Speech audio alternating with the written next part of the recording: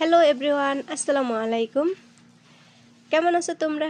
আশা করি সকলেই ভালো আছো। আল্লাহর রহমতে তোমাদের দোয়া ভালোবাসায় আমিও ভালো আছি, আলহামদুলিল্লাহ।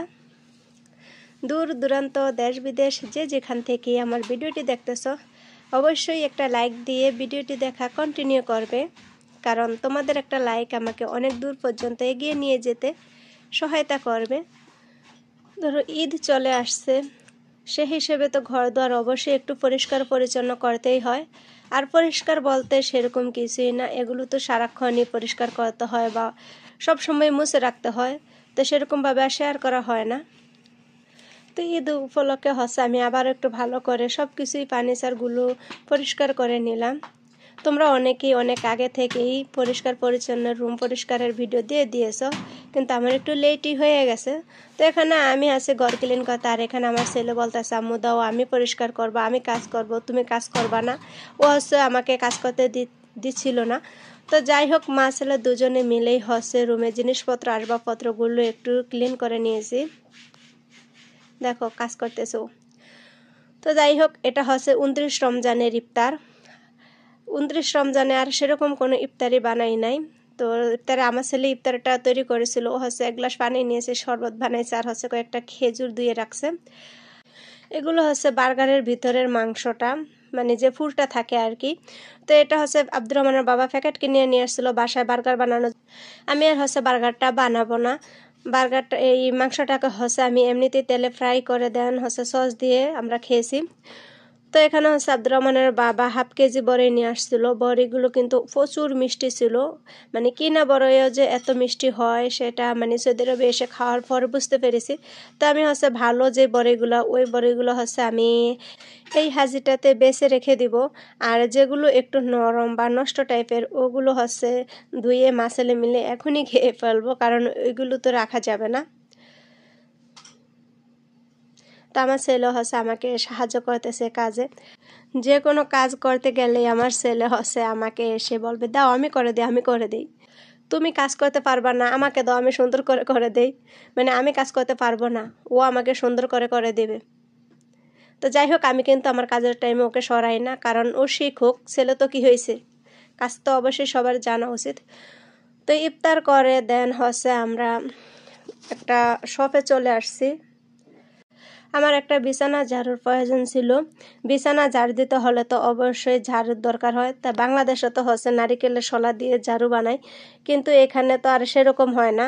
তো চলে আসছে একটা এই শপটাতে। শপটা এত বড়, 13 শাটারের হচ্ছে এই দোকানটা। তো দোকানটার ভিতরে আমরা হচ্ছে একটু ঘুরে ঘুরে দেখতেছিলাম। মাশাল্লাহ, দোকানটার ডেকোর এত সুন্দর ছিল, কিন্তু আমি যে কাজে আসছি সেটা একদমই পাই নাই। অন্যান্য জিনিসে ভরপুর ছিল, যেমন আমি চেয়েছিলাম একটা প্লাস্টিকের ঝাড়ু, কিন্তু প্লাস্টিকের ঝাড়ুটা আমি এটার ভিতরে পাই নাই। আর হচ্ছে মপ দেন হচ্ছে এখানে ফ্লোর ঝাড়ু, অনেক অনেক সামান ছিল, কিন্তু আমার প্রয়োজনীয় সামানটা এখানে ছিল না। তো আব্দুর রহমানের বাবা হচ্ছে দেখো এটা নিবা কিনা। তো এটা হচ্ছে একদম নরম ছিল, এটা দিয়ে তো বিছনা ঝাড়ু দেওয়া যাবে না। তো আমি ওকে বলতেছি দেখো তো এটা একটু টান দিয়ে বের হয়ে যায় কিনা। পরে আব্দুর রহমানের বাবা হচ্ছে টান দিয়ে দেখলো যে এটার ভিতর থেকে টান দিলে ইয়াগুলো বের হয়ে আসে। তো আমি বললাম না, এটা দিয়ে ঝাড়ু দিল হচ্ছে এগুলো বের হয়ে হয়ে পড়ে যাবে। তো দেখো এই দোকানের কাছের জিনিসগুলো আমার কাছে এত ভালো লাগছে। আমার মনে হচ্ছে যে দোকানের জিনিসগুলো আমি কিনে নিয়ে আসি, যে বিশেষ করে টিপটগুলা বা ফ্লাক্সগুলা, এত সুন্দর সুন্দর জিনিস সাজানো ছিল। তা আমি যেহেতু হাঁটার মধ্যে ছিলাম সেজন্য ভালো করে ভিডিও করতে পারি নাই, কিন্তু খুব সুন্দর সুন্দর কাছে জিনিসপত্র ছিল। তো যদি আমি এখানে সব সময় থাকতাম তাহলে অবশ্যই কিছু না কিছু কাছের জিনিস আমি এখান থেকে কিনে নিয়ে যেতাম। আর যেহেতু আমাকে বাংলাদেশে চলে যেতেই হবে, তাহলে তো এখানকার জিনিসগুলো নিয়ে আমার কোনোই লাভ নাই। হয়তো দেখে শখ করতে পারবো এতটুকুই, কারণ বাংলাদেশে নেওয়ার টাইমও ভেঙে যাওয়ার সম্ভাবনা বেশি থাকবে, আর হচ্ছে ওজনেও বেশি হয়ে যাবে কাছের জিনিস। তো সেজন্য হচ্ছে আর এগুলো কেনা হয় নাই।